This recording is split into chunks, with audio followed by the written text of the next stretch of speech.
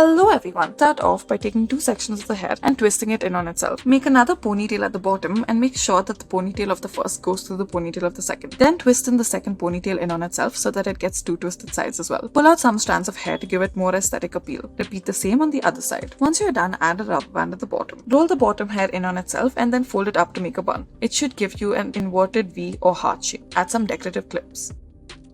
For our next hairstyle, start off by taking a section from the front of the hair and then make a somewhat loose braid to it. Then slowly start adding sections from the center of the scalp to this braid. Make rather large sections and then intertwine it with the hair as you make the braid. Make sure that the braid goes along the side of the head. Once you are done with this, tie it up with a rubber band and you may roll the braid in on itself and then add rubber bands to it. You may also add decorative clips and make sure that you do this on the other side as well. This is how it should look. For our next hairdo, start off by taking a section of the hair from the front and then add a rubber band to it. Then make braids out of it. You are going to be making a fish braid, so divide the hair into two parts and then take small sections of hair from either side and include it in the braid.